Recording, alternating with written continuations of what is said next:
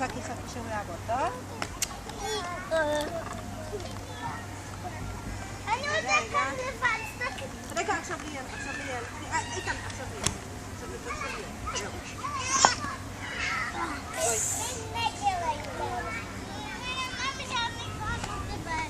לא, מציע שפתאמה.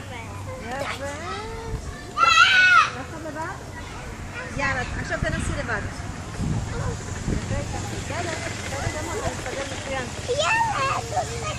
ככה. נכון, בואי, עכשיו את לבד. אני אחרי ילד.